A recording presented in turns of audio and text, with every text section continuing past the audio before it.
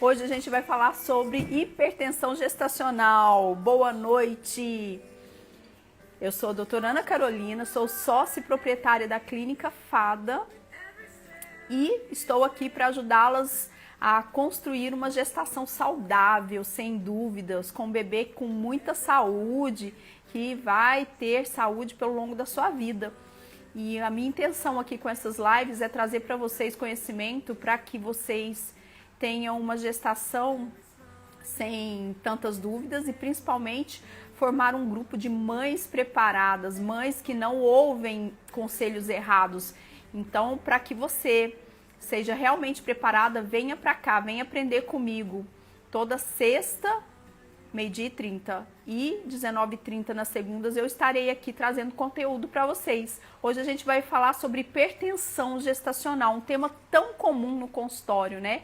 Muitas mães, elas têm esse problema de pressão alta, elas já chegam no pré-natal com pressão alta e o pior, gente, a pressão alta pode acontecer durante o desenvolvimento ali de toda a gestação.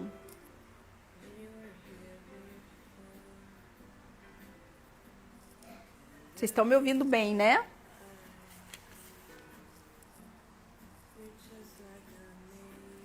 Bom, gente, uma coisa que é muito importante da gente saber sobre hipertensão gestacional. A hipertensão que é consequente da gestação, ela não aparece antes de 20 semanas. Vocês sabiam disso? A pressão alta que acontece só pelas alterações funcionais do corpo da mãe grávida, ela começa a se desencadear após a segunda onda de migração trofoblástica, quer dizer, segunda placentação, porque a gente tem dois tipos de placentação, aquela placentação lá do começo, que a gente chama de primeira onda de invasão trofoblástica ali dentro do útero, que é bem no comecinho, e a segunda onda que termina por volta de 24 semanas. Então, com 20 semanas, se essa mulher começa a apresentar hipertensão, aí sim ela é diagnosticada como hipertensão gestacional. É muito importante a gente diferenciar isso, porque muitas grávidas chegam no consultório com dificuldade de entender que elas já são hipertensas. A gente afere a primeira pressão ali no começo e percebe que essa pressão ela tá alterada e ela acha que não, que é porque ela tá grávida que essa pressão tá alterada, e não é assim que acontece. A pressão é alta devido a fatores prévios a essa gestação. A partir de 20 semanas, se essa pressão aumenta ou se sobrepõe a essa hipertensão anterior, aí a gente já tem complicações maiores, como pré-eclâmpsia, como uma alteração vascular ali consequente da gestação depois de 20 semanas. Antes dessa data, gente, não é considerado hipertensão gestacional. Doutora, mas eu cheguei no consultório com uma pressão de 13/8, 14/9 e a médica me falou que eu era hipertensa. Fiz as aferições, continuei com essa hipertensão, que é muito importante, que a gente tem que ter no mínimo 2 aferições, gente. É importantíssimo que isso aconteça e num ambiente tranquilo, de preferência que tenha repouso de meia hora, principalmente que não exista estresse, nem tabaco antes, e que você não tenha vontade de fazer xixi. É isso mesmo, quando a bexiga está muito cheia, isso pode interferir também na sua pressão, na sua ansiedade e aumentar aquela ansiedade, aumentando a pressão.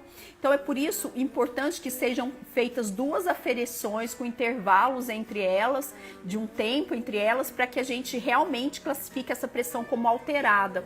Toda pressão que não é 12 a máxima e que não é 8 a mínima, ela já está alterada. Por um motivo ou outro a gente vai manter essa avaliação para que a gente entenda se essa pressão realmente vai continuar subindo, se essa pressão ela vai provocar alguma consequência para o organismo da mulher e principalmente para o bebê também. Então, gente, quando você chega no pré-natal com uma pressão acima de 12 ou de 8, ali no comecinho da gestação, até 19 semanas e 6 dias, você já tem uma pressão previamente alterada. E, gente, é muito comum pacientes com sobrepeso, pacientes obesas apresentarem esses níveis alterados. Primeiro, o que a gente tem que fazer? é tranquilizar essa paciente, tentar fazer no mínimo 2 avaliações ali mesmo no consultório, conversar um pouco, distrair, porque existe uma coisa que se chama hipertensão do jaleco branco. Por mais que a gente vá no consultório, às vezes com roupas coloridas, o ambiente é estressante, o ambiente pode provocar alteração da pressão dessa mãe e pode provocar que essa pressão suba ali pelo fato dela estar mais estressada. E ela sempre vai ter pressões normais em outros momentos. Por isso, a importância da gente ter o aparelho de pressão, o esfigmo em casa. Hoje em dia é muito fácil medir uma pressão. Você pode comprar em casas de produto para venda de produto médico o aparelho de medir a pressão. E sempre medir em casa, num ambiente tranquilo, num ambiente de repouso, num ambiente que você se sente o mais natural possível, sem barulhos, sem fatores estressantes, sem bexiga cheia, principalmente, né, gente, sem substâncias que te levam à irritação. Grávida minha já sabe que não pode tomar café, não é mesmo? Café é uma substância também que aumenta a pressão.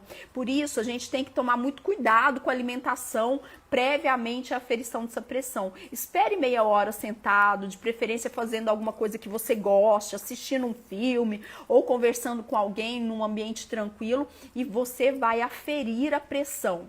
Se essa pressão for maior que 12 ou maior que 8, a mínima, a gente vai fazer uma nova aferição e anotar no papel. É sempre muito importante que a gente coloque ali no papel o valor encontrado, o horário que isso aconteceu, para que a gente faça os limites ali do que está acontecendo com essa pressão e quais são os problemas que isso pode gerar se essa pressão não for tratada. Porque entendam para mim que uma pressão de 13 por 8, 8,5, 9 é uma pressão muito mais tranquila de ser conduzida do que uma pressão de 17 por 10, 18 por 11. É bem diferente esse aspecto. Então, com essas aferições feitas no ambiente seu, em casa, a gente vai ter muito mais tranquilidade para pensar na possibilidade de um tratamento. Ali no começo da gestação, se você chega com pressão alterada, o médico vai pedir para que você mantenha os controles em casa. Alguém aqui, coloca para mim, alguém da live já apresentou alteração de pressão só pelo fato de chegar no consultório do médico? Quero ver, gente, coloquem aqui para mim.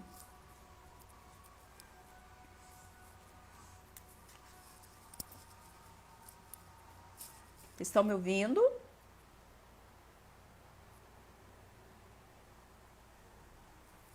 O fato de ter pavor, né, como a Ana falou aqui, é um sintoma muito comum que faz com que a gente fique mais estressada, mais ansiosa e aumente a pressão de uma forma natural. É um ambiente de fuga, é um ambiente estressor, que seu corpo vai entender que ali é perigoso e vai subir sua pressão para você sair correndo, né? Isso pode acontecer sim. Muita gente tem essa hipertensão do jaleco branco. Mas olha só, se você tá grávida, essa hipertensão ela tem que ser muito bem avaliada. Porque eu posso correr o risco como médica de achar, isso é bobagem, ela só tá nervosa. E aí eu mando você embora sem uma observação rigorosa desses parâmetros e você desenvolve complicações com o seu bebê. Lá no comecinho, quando o bebê faz o lago placentário, quer dizer, ele faz a placentação, ele começa a destruir os vasos da mãe. E nessa destruição, que a gente considera a primeira onda de invasão trofoblástica, já existe uma certa dificuldade naquelas pacientes que estão em... Vocês estão me ouvindo? Vou tirar meu fone aqui para ver se melhora. Vocês estão me ouvindo?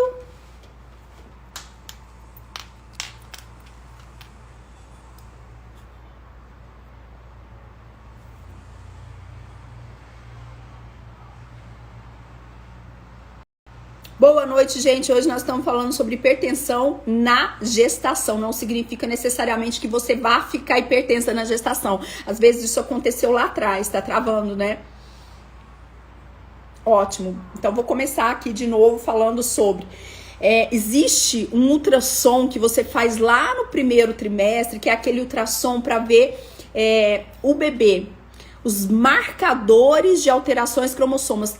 cromossômicas do bebê, que é chamado de ultrassom morfológico.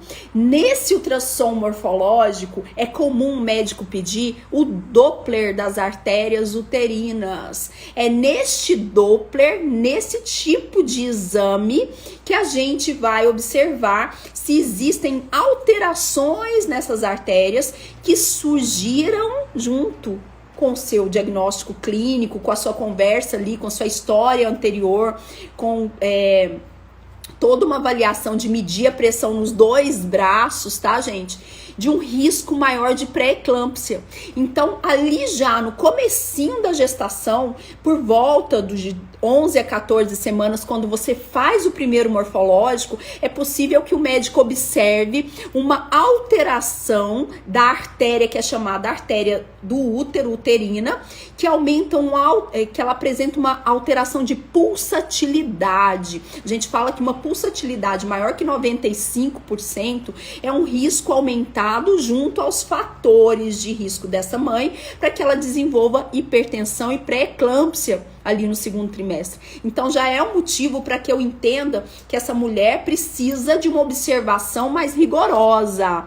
Se ela tem um histórico de mãe ou pai hipertenso, se ela tem uma alimentação desequilibrada, cheia de condimentos, de produtos químicos, tudo que é industrializado tem muito sódio, e o sódio faz muito mal para todo mundo, principalmente para a grávida, né? Então a gente sabe que tem um risco maior de acontecer alteração dessa pressão com o transcorrer da gestação, já com esse primeiro ultrassom. E se a gente percebe que essa mulher tem um risco aumentado para pré-eclâmpsia, existem marcadores que podem ser pedidos ali no comecinho da gestação. Esses marcadores, gente, a gente pode fazer Vocês estão me ouvindo? Parece que tá travando aqui, né? Tá travando bastante. Voltou, gente? Esse marcador é chamado de PLGF, que é uma substância que é produzida ali pela placenta, tá? É uma substância que altera a formação dos vasos entre a placenta e o bebê, ali no leito de desenvolvimento da placenta. E o SL-FIT, que é um tipo de substância que a gente faz uma dosagem no sangue para que faça uma porcentagem, uma divisão entre a quantidade desse fator placentário com essa proteína que é angiogênica, para saber qual é. Gente, vocês estão me ouvindo? Parece que tá travando bastante, né? Eu acho que minha internet não tá legal. Qual é o risco dessa mulher apresentar a hipertensão gestacional ou a pré-eclâmpsia depois disso? Vocês coloquem aqui, por favor, o que vocês ouviram por último?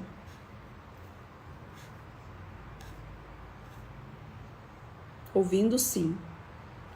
Então, eu falei que lá no comecinho da gestação, a gente pode dosar uma substância que é produzida pela placenta. E essa substância produzida pela placenta, ela altera a formação dos vasos. Vocês estão me ouvindo, gente?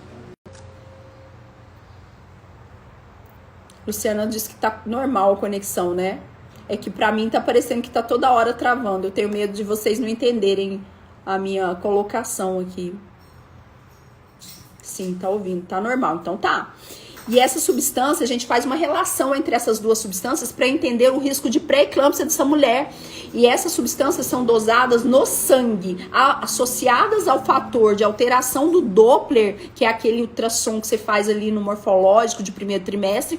A gente entende o risco maior dessa mãe formar a pré-eclâmpsia depois das 24, 26 semanas.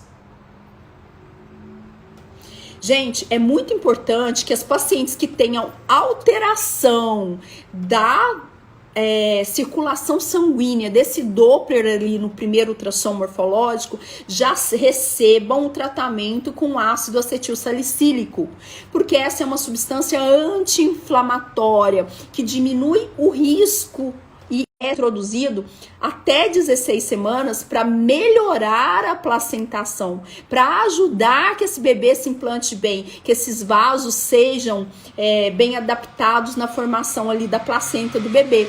Então, se essa mulher apresenta um Doppler alterado, com risco de hipertensão, com risco de outras alterações, esse AS pode ser administrado desde essa época.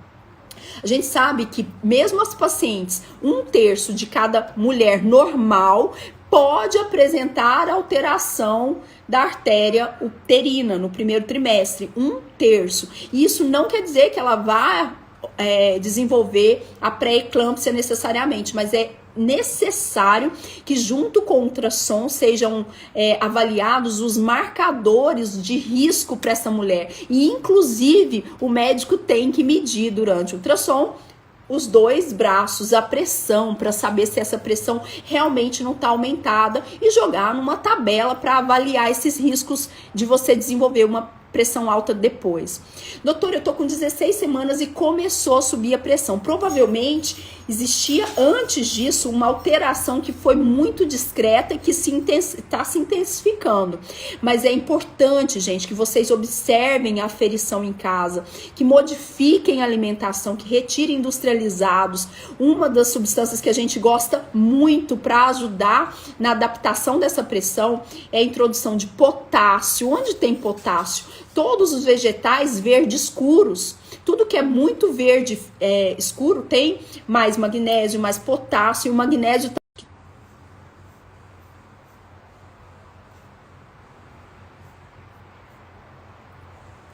só usa AS até 16 semanas para iniciar, viu, Ale? Quando você inicia o AS, o ideal é que seja feito até 16 semanas, porque ele é uma substância anti-inflamatória. E essa substância, ela diminui a produção de citocinas inflamatórias entre a mãe e a região ali. Senão, gente, espero que a gente consiga terminar a nossa live. Bom, então é até 16 semanas que eu inicio o AS, mas ele pode ser usado até 36 semanas ou até o fim da gestação, dependendo do caso, tá? Pode ser usado até o fim da gestação. A paciente hipertensa, se ela tem uma hipertensão crônica, quer dizer, fatores de pressão alta antes de engravidar, né? Se ela já era tratada. Primeiro de tudo, ela tem que modificar as medicações, provavelmente. Quando você não está grávida, você usa substâncias que podem interferir na formação do bebê. Geralmente, as substâncias liberadas para uma mãe grávida, hipertensa, crônica, quer dizer que já tinha pressão alta antes, é a metildopa e a amlodipina. Alguns casos, a gente pode fazer o uso de outras substâncias, mas são as substâncias mais seguras para o bebê. São os tipos de medicamentos que a gente pode usar ali durante a gestação sem interferência para o bebê. Porém, a hipertensão crônica, gente, tem que ser controlada durante todo o processo gestacional, porque quando você estiver perto de 20 semanas, existe um risco de acontecer uma pré-eclâmpsia. E o que é uma pré-eclâmpsia? É uma alteração mais importante da pressão que gera uma perda de proteína no xixi, que faz a mãe começar a inchar. E ela vai inchando e a pressão vai aumentando. A maioria das mulheres com pré-eclâmpsia tem pré-eclâmpsia leve, mas essa pré-eclâmpsia pode se tornar grave e complicar o desenvolvimento do bebê. Essa hipertensão, gente, ela tem que ser muito bem controlada desde antes da mulher engravidar e depois de grávida. Se ela começa a acontecer ali por volta de 20 semanas, ela já é considerada uma hipertensão gestacional, da gestação. E é essa hipertensão da gestação que também pode cursar com alterações no desenvolvimento do bebê. A gente vai começar a medicar essa mãe para evitar que diminua a nutrição, a perfusão de oxigênio, de nutrientes para esse bebê pequenininho e que esse bebê tenha complicações durante o desenvolvimento dele. Geralmente os bebês filhos de mães hipertensas, seja por hipertensão gestacional, seja por hipertensão crônica, eles são bebês menores, bebês com dificuldade de receberem o oxigênio porque houve uma má placentação. Entendam para mim que a chave de uma gestação saudável é a formação adequada da placenta, que acontece lá no comecinho. Então, você com pressão alta hoje, após 20 semanas, não começou aí. Tudo começou lá atrás, com seus erros de saúde, com a sua má qualidade de alimentação, com seus problemas emocionais, com excesso de estresse, com excesso de industrializados, com dificuldade em fazer exercício físico. Isso começou lá atrás, só que foi manifestar ali por volta de 20 semanas, desenvolvendo a hipertensão gestacional. Uma placentação ruim, gente, pode provocar várias consequências para o desenvolvimento do bebê. Baixo peso desse bebê, parto prematuro, inclusive diminuição de nutrição. Isso provoca alteração de formação neuronal desse bebê também. E o pior que pode acontecer, até óbito fetal, um descolamento da placenta, com dificuldade ali de fazer o parto a tempo. Isso tudo são consequências de uma placentação errada, de uma alteração lá no começo, que começa com 8 semanas, quando o bebê faz o lago placentário dele. E isso gera riscos e comprometimentos para o bebê, e não só para a mãe. Depois a gente vai falar agora, daqui a pouco, sobre o que pode provocar numa mãe. Não é só o problema da pressão, mas outras alterações podem acontecer. Quando existe essa alteração de perfusão para o bebê, a gente faz aquele exame que vê a circulação chegando para o bebê, que é chamado de Doppler obstétrico. E esse Doppler, ele já mostra que existe alteração nas artérias ali. E as alterações, elas podem ser no nível do útero, no nível de artéria umbilical, e também dentro do bebê, na artéria cerebral do bebê, que são casos bem mais graves. A artéria umbilical tem uma baixa sensibilidade para falar pra gente se essa alteração realmente vai predispor a uma hipertensão. Mas é importante, junto com todos os outros fatores que a gente tem, como aferir a pressão, fazer esses marcadores que eu falei. Isso tudo em conjunto nos leva a acreditar que existe um risco maior ou menor dessa mãe desenvolver a pré-eclâmpsia. Ali já no primeiro trimestre dá para saber. Quando a artéria umbilical, que é aquela artéria que chega para o bebê, ela aumenta muito a resistência dela, isso já é um gold standard, quer dizer, é um padrão ouro. Se ela alterou a resistência dela, se ela aumentou essa resistência, é sinal que essa placenta não está saudável. Então, a artéria umbilical alterada, com aumento de resistência, comprova que não existe uma placenta suficiente para esse bebê. E esse índice de pulsatilidade dessa artéria umbilical, ele geralmente é aumentado, mais que 95%. Quando você pega lá seu ultrassom Doppler, você vai ver esse IP, que é o índice de pulsatilidade. Aí, o que acontece? Se a placenta ela tem um comprometimento maior que 70% da sua área total, imagina um disco, imagina um prato. E nesse prato seria a placenta. Se existe um comprometimento de mais de 70% da área dessa placenta, existe já um risco de existir a diástole zero, quer dizer, uma baixa reserva de sangue e nutrientes chegando para esse bebê. Quando existe mais de 90% dessa placenta alterada, gente, eu tenho que tirar esse bebê assim, voando. Isso é considerado uma diástole reversa, porque o bebê, ele não vai aguentar, tá? Ele não tá tendo já nutrição mais chegando até ele. Então é um risco para a saúde do desenvolvimento desse bebê. Doutora, mas você só falou do bebê, mas e a mãe? Qual é o problema de uma mãe hipertensa? Porque toda a minha vida eu fui hipertensa, e aí? Gente, durante a gestação após 20 semanas, existe um risco de você sobrepor essa hipertensão com a pré-eclâmpsia. E como o próprio nome está dizendo, é uma pré-eclâmpsia. São sinais que podem gerar uma eclâmpsia. E você sabe o que é uma eclâmpsia? Eclâmpsia é quando a mulher desenvolve uma convulsão, ela perde todos os sentidos, ela se debate e ela não tem um fator de histórico de convulsão prévio, né? A gente faz bem esse diagnóstico. Ela perde a consciência, ela diminui a oxigenação, ela diminui inclusive a oxigenação para esse bebê. E ela corre risco de óbito, de vida mesmo. Isso é uma eclâmpsia, quando ela tem a convulsão. Antes dela apresentar esse movimento tônico-clônico, que é ficar se debatendo, ela começa a ter sinais de que alguma coisa não tá legal. E esses sinais, eu vou falar aqui que são 3. É um sinal de dor no estômago, é uma dor insuportável, diferente, fica nauseada, uma dor de cabeça que nada passa junto com essa dor no estômago, e ela começa a ver estrelinhas. Isso são sinais de uma iminência que ela vai convulsionar. Isso é uma iminência de eclâmpsia. E infelizmente, quando se trata de uma eclâmpsia, gente, a gente tem que avaliar a necessidade de tirar esse bebê. Se esse bebê tem mais de 28 semanas, é possível que a gente já retire esse bebê. A gente estabiliza essa mãe, faz o tratamento com magnésio nela, com sulfato de magnésio, e vai tirar o bebê.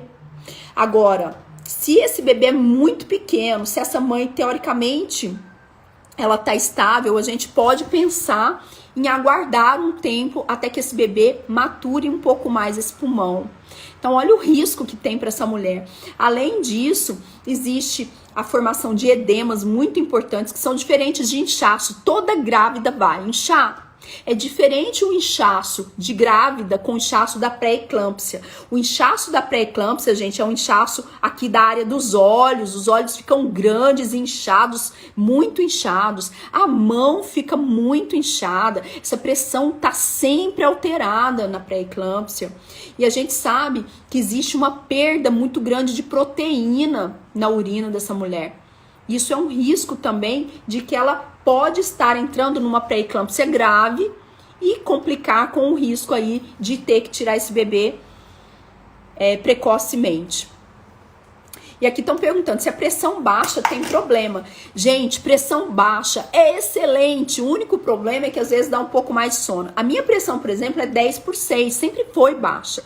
Ser baixa é muito saudável. Ser baixa significa o seguinte, que eu tenho um controle vascular melhor. Mas para mim, mãe, para mim, essa pressão pode causar um pouco mais de sonolência, de indisposição, mas não representa um risco para o bebê. Tá? Então, ter pressão baixa é muito melhor que ter uma pressão estourando ali 14/9, já é uma pressão que é mais complicada. Coloquem aqui para mim as dúvidas de vocês para que eu possa ir esclarecendo e não falar tanto sem deixar vocês perguntarem também.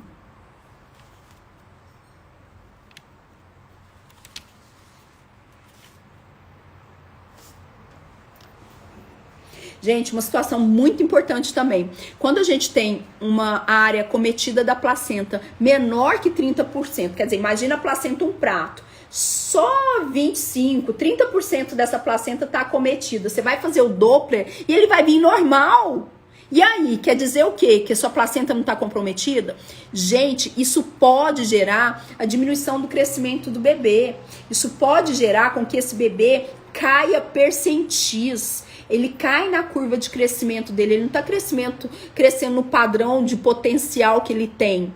Então, é muito importante que a gente entenda que existe uma complexidade que tem que ser olhada ali. Um Doppler isolado, normal, não quer dizer que está tudo bem. Eu tenho que observar o crescimento e o percentil desse bebê para saber se ele está sendo oxigenado, se ele está recebendo a nutrição adequada. Quando esse neném, ele não recebe a nutrição esperada, o que acontece é que lá dentro da cabecinha do bebê, ele dilata os vasos, porque a cabeça, o cérebro é um órgão nobre, e tem que chegar sangue, oxigênio e nutriente ali, tem que chegar. E ele dilata numa tentativa de tentar puxar todos esses nutrientes e oxigênio o mais rápido possível para ele não morrer. E existe uma alteração da circulação dessa artéria que é lá dentro do cérebro. E essa alteração dessa artéria, ela vai me falar da necessidade de eu ter que tirar esse bebê, porque ele já está entrando em sofrimento fetal. Ele está tentando se adaptar, ele está tentando modificar esse ambiente para que ele consiga sobreviver, né? E essa alteração pode gerar um prejuízo no desenvolvimento neural do bebê. Por isso é tão importante aquelas mulheres hipertensas que elas façam um segmento com Doppler para saber como que está chegando a circulação na artéria uterina, na artéria umbilical, que é um reflexo da placenta, e principalmente na cerebral do bebê. Quando isso está ok e o bebê está dentro de uma curva de percentil normal, sem cair percentis, significa que ele está sendo nutrido, que ele está sendo oxigenado, que ele tá tudo bem com ele. E um dos marcadores que a gente também observa ali no bebê é uma alteração que é chamada de ducto venoso. Esse ducto venoso, gente, é uma circulação que tem entre o coração e o fígado do bebê. Ele marca a falência dos mecanismos adaptativos do bebê. Significa o seguinte, que esse bebê meu, ele já não está conseguindo mais dilatar vaso nenhum, que ele já faliu, que agora, se esse ducto venoso estiver alterado, se ele tiver com dificuldade ali de passagem mesmo, de permeabilidade, esse bebê vai ter que ser retirado às pressas, né? É a falência cardiocirculatória desse bebê. É uma indicação de que o parto tem que acontecer. Eu vou pedir, gente, só para vocês colocarem as perguntas na interrogação, só para eu não me perder. Adna, minha paciente fada, quer saber se pode acontecer hipertensão pós-parto. Pode, pré-eclâmpsia pós-parto, pode sim. Nos 45 dias, pode acontecer que essa pressão também suba, mas é importante, Adna, a gente entender que é mais comum acontecer em pacientes que já têm a hipertensão, ou que desenvolveram na gestação, ou que já eram hipertensas previamente. Mas essa alteração pode acontecer nos 45 dias de pós-parto também. Antes, ela já que era hipertensa e usava medicações. E aí ela parou e a pressão se manteve normal. Sempre existe um risco, mesmo em pacientes absolutamente normais, porque quando a gente está grávida, existe uma alteração vascular muito importante, uma alteração hormonal, você está recebendo uma bomba de hormônios, né? Por isso existe essa alteração placentária que pode repercutir com hipertensão gestacional, que é diferente de hipertensão crônica, essa hipertensão que é antes da gravidez. A hipertensão gestacional, ela acontece, pode acontecer em todo mundo, mesmo aquelas pacientes que nunca tiveram hipertensão, principalmente em pacientes que têm um fator de risco aumentado, obesas, sedentárias, pacientes com má nutrição, pacientes com histórico familiar do pai ou da mãe com hipertensão. Isso gera um risco maior para as pacientes. É importantíssimo que você, já que mantenha uma aferição da pressão todos os dias, de preferência, em horários diferentes, porque as minhas pacientes no consultório, gente, sempre ficam preocupadas em manter o mesmo horário.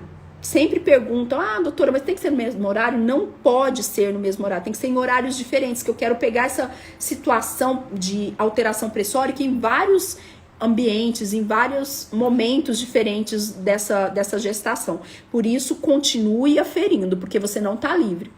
As pacientes que têm como primeira gestação ou que têm um parceiro novo, né, na gestação, elas têm um risco também de desenvolverem hipertensão, tá, gente? É um pouco maior delas desenvolverem a pré-eclâmpsia e a hipertensão gestacional. Por quê? Porque é como se fosse uma reação ao aos antígenos do pai, ao produto que está ali, que é do pai, como se fosse uma reação do organismo dela, que gera mais processo inflamatório. E vocês que me acompanham aqui sabem da importância da vitamina D. A vitamina D, ela tem que ser suplementada exaustivamente, porque ela é um dos fatores que nos auxilia a postergar, deixar para depois que essa pré-eclâmpsia aconteça, entende? Então a vitamina D em níveis satisfatórios para uma grávida, ela vai proteger vocês de desenvolverem a alteração da pressão e principalmente pré-eclâmpsia. Os estudos já comprovaram isso. E aí, gente, vamos mandar pergunta na interrogação para eu não me perder. Minha mãe teve pré-eclâmpsia na minha gestação. E tem um risco aumentado para ter pré-eclâmpsia? Sim, tem um risco aumentado. Mas a Lê, ela já fez o Doppler dela de primeiro trimestre, que foi absolutamente normal. A gente sabe que existem os riscos inerentes do caso dela, mas existe sim a história familiar positiva. Então, a gente sabe que existe a necessidade de suplementar você com vitamina D, com AS, com observação rigorosa da pressão. Por isso, medir sempre a pressão em casa. Isso vai ajudar demais para que a gente faça o diagnóstico com antecedência. Uma ótima pergunta. Se quem tem pressão alta pode ter parto normal? Pode, gente. Não tem nenhum problema, a menos que você tenha uma complicação de oxigenação para esse bebê. Uma coisa é eu estar com a pressão alta, controlando com medicações. Outra coisa é essa pressão ter repercutido na nutrição desse bebê. Porque quando entrar em trabalho de parto, esse útero contrai, esse útero diminui ainda mais a oxigenação do bebê e existe um risco para esse bebê não aguentar e ter que ser trocado a via de parto durante o processo ali das contrações. Então, se o bebê tem um Doppler normal, tem uma curva de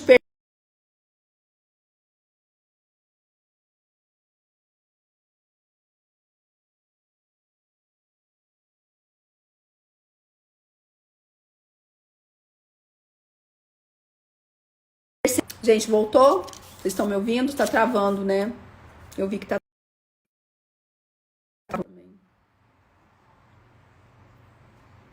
Lu, vitamina D em porcentagem, o que é ideal?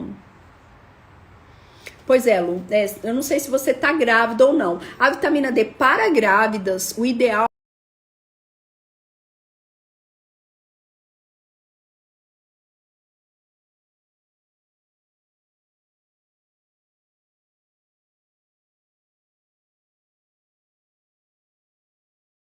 que seja de 40 a 65. Menos que isso, tá pouco. A gente precisa suplementar.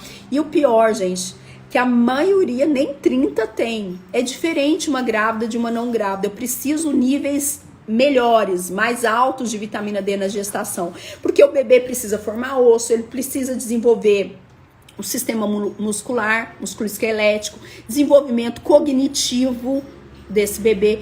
E principalmente, gente, a vitamina D, ela interfere em mais de 3.000 genes. Ela ativa os genes do bem, genes protetores. Se você não tivesse grávida, já era importante que ela tivesse alta. Grávida é mais ainda importante que ela tenha esses valores maiores, tá?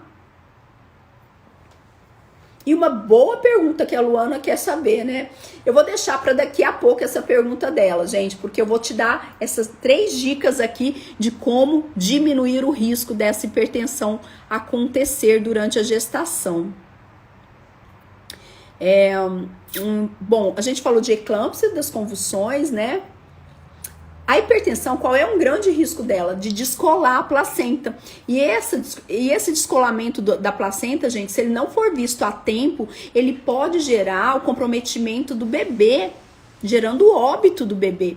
Então é importantíssimo que a gente tenha o controle desse nível pressórico e de como está a nutrição chegando para o neném. Porque se existe o descolamento precoce dessa placenta, eu vou ter que levar essa mulher para o parto antes da data prevista.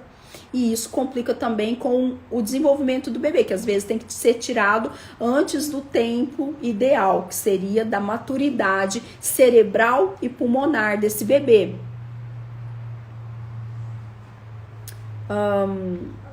Que mais que a gente vai falar? Já falamos sobre pré-eclâmpsia, né? Dúvida, gente?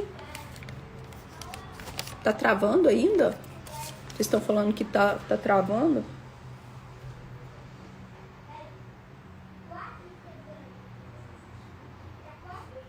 Eu vou passar as dicas, Carla. Vou passar as dicas daqui a pouco.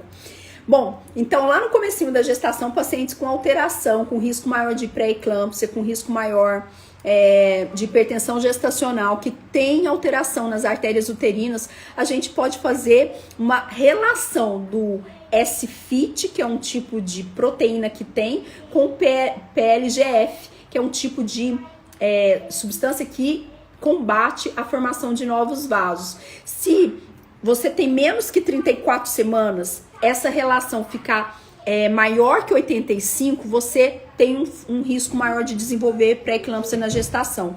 E se você tem mais de 34 semanas, fez essa relação desses dois marcadores, que são dosados no sangue, e esse número, essa relação deu mais que 110, existe um risco de você desenvolver pré-eclâmpsia também. É um diagnóstico já de pré-eclâmpsia.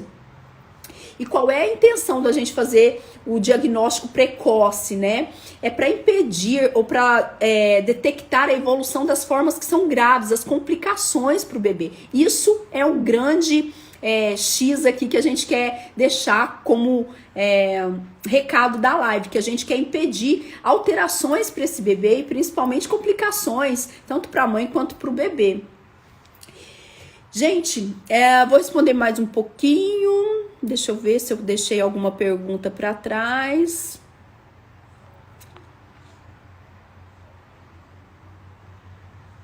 Inchaço a partir do 5º mês é preocupante. Não é o tempo do inchaço. Inchar, todas as grávidas vão inchar, principalmente no final da gestação, após 30 semanas. O útero está comprimindo os vasos na barriga. Isso vai ser um pouco mais difícil da gente melhorar apenas com medidas de postura, que é colocar a perna para cima, colocar meia elástica, fazer drenagem, usar produtos para fazer uma massagem mais intensa, para fazer esse retorno de sangue voltar para o coração. Então, após uma determinada data, toda grávida vai inchar mais. Mas onde é esse inchaço? Em volta do olho, na mão, na região da face, inchaço que não melhora com essas medidas posturais, são inchaços preocupantes, sim. Associados com a pressão alta, eles levam a crer que existe um risco maior de pré-eclâmpsia. E quando você tem ali no seu exame de urina simples uma presença de proteína circulando naquele exame de urina simples, gente, existe ali um risco de você estar perdendo proteína no xixi. É claro que todas nós vamos perder, principalmente grávida. Se você fica muito de pé, você vai perder um pouquinho de proteína, sim, vai ter uma cruz ali. Mas se aumenta essa quantidade, você tem que fazer um exame para dosar o número que tá ali de perda de proteína nessa urina, porque isso é um sinônimo de que às vezes você vai desenvolver a pré-eclâmpsia. Tipo de sangue não tem nada a ver com pré-eclâmpsia. A pré-eclâmpsia é uma alteração inflamatória, por isso tão importante a vitamina D, os anti-inflamatórios, né, que a gente fala que lá no comecinho da gestação, empregar o AS como forma de postergar, de levar para mais tempo, assim, deixar aparecer mais tarde essa pré-eclâmpsia. Uma alimentação saudável, sono reparador, tudo isso é poderoso para auxiliar ali no retardo do aparecimento da pré-eclâmpsia. Glicose alta não tem nada a ver com isso. A glicose alta é um marcador de diabetes. A gente vai fazer também uma live sobre diabetes, tá? Mas não tem nada a ver, só que me preocupa. Agora, o que eu quero te falar, Luciana, é o seguinte. Se a sua glicose tá alta, seu metabolismo não tá legal, será que você tá comendo bem? Será que realmente você tá pondo comida de verdade pra dentro? Porque uma glicose alta me sugere que a sua alimentação não tá otimizada. Isso pode aumentar o risco de você estar ingerindo muito sódio, muito industrializado, e aumentar o risco ali de desenvolver, sim, uma pré-eclâmpsia associada não com a glicose, mas com o tipo de vida que você tem levado.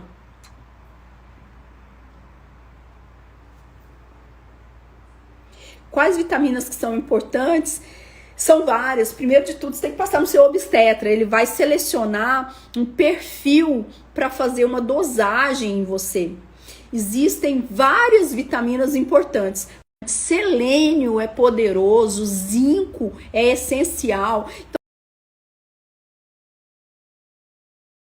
Então, tá cortando demais, né? Mas então lá, só a última da Luciana aqui, da Lu. Qual é o nível basal? A sua médica tem que avaliar o seu nível basal de microelementos.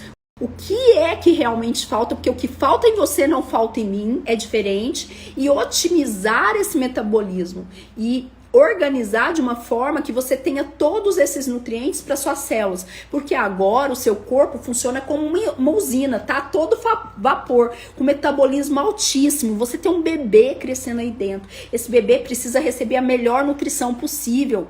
Então as vitaminas, hoje eu recebi no consultório uma paciente que queria usar uma determinada marca, que nem ômega 3 tem na marca, porque o marido trabalhava no lugar que dá o remédio. E ela queria utilizar aquilo lá. E eu falei pra ela, na minha receita eu não vou te dar. Simples assim. Por que eu não vou te dar com a minha receita? Porque não é isso que tá faltando pra você. Eu preciso de mais. Nem ômega 3 tem naquela vitamina. É assim, uma vitamina super pobre e que ela queria usar porque o marido ia ganhar. Gente, qual é a otimização que você quer dar pro seu bebê desenvolver? Qual é o tipo de nutrição? Entenda pra mim que enquanto o bebê tá aí dentro, ele recebe um carimbo a todo momento do que você põe pra dentro. Se é coisa ruim, o DNA da parte que é ruim vai ser ligado. E esse gene vai ser ativado. E esse bebê vai desenvolver doenças ao longo das gerações. Então você tem que fazer o seu melhor. Não é o quanto custa, gente. É o que você tá disposta a fazer, mudar a mentalidade. É o que eu posso fazer para dar melhor saúde pro meu filho. Se for pensar assim, vai lá e come então. Sabemos que a nutrição oral, ela não abastece de nutrientes uma mãe carregando o bebê na barriga. Não é só via oral que a gente tem que manter a nutrição de uma gestante. Porque é deficiente, porque não absorve. Não absorve, gente. Uma paciente que fez bariátrica, eu tenho que dar um pool de vitaminas dela muito maior do que uma paciente que às vezes é saudável e se alimenta bem. Por quê? Porque ela é desabsortiva. Ela não se alimenta direito.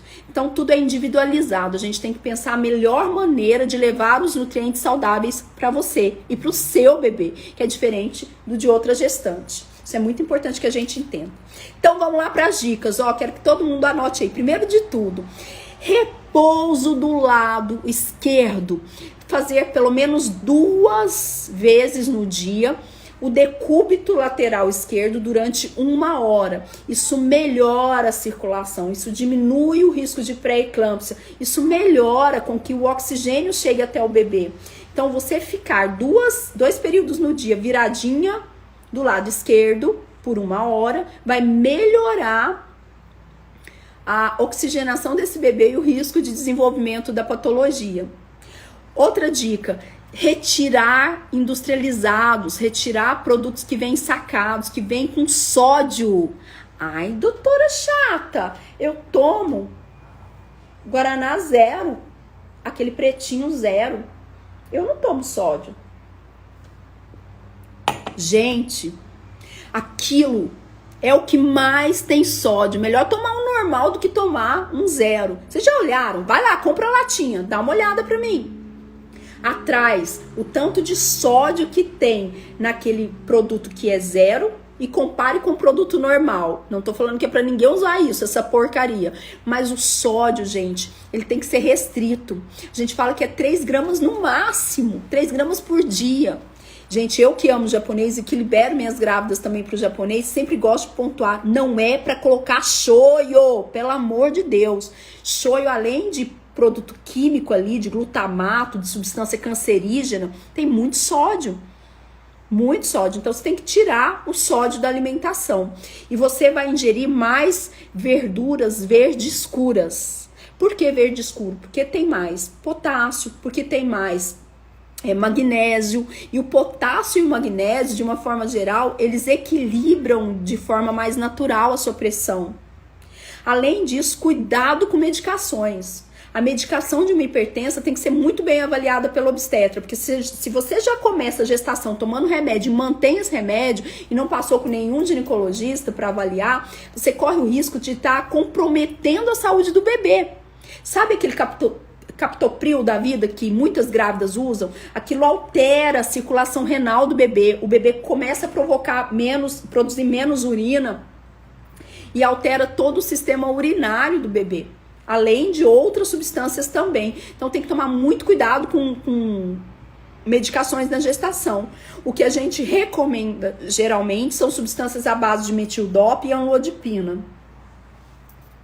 E durante a gestação de uma hipertensa e pacientes com risco maior ou que tem uma vasculopatia, a gente tem que ficar muito de olho no ultrassom obstétrico com um Doppler. Não pode ser ultrassom simples. A gente tem que fazer o Doppler. E se esse Doppler mostra alguma alteração, a gente pode lançar mão do perfil biofísico do bebê com a cardiotoco, que é aquele exame que fica ali amarrado na barriga da gestante por um tempo maior. A cardiotoco, junto com o perfil biofísico, me dá uma segurança que a oxigenação e a nutrição tá chegando para esse bebê. Então, fica a dica, a gente precisa se alimentar, se exercitar, deitar direito e pensar muito no que a gente tá comendo, hein, gente? Porque o excesso de sódio provoca aumento dessa pressão. Bom, hoje, para não cansar vocês, eu vou falar só até aqui. A gente volta mais com esse assunto. Espero que vocês tenham dúvidas sobre isso. Eu vou deixar essa live salva e quem quiser saber qualquer coisa sobre pressão alta, deixe aqui nos comentários dessa live que eu vou responder todas as perguntas. E toda sexta, 12h30 e também durante as segundas, 19h30, eu vou fazer lives, porque eu quero criar um exército de mães preparadas, mães que entendem o que está acontecendo com a sua saúde, principalmente que desenvolvem o seu filho com saúde pelo resto da vida. Um beijo para vocês. Obrigada pela participação de todo mundo até agora.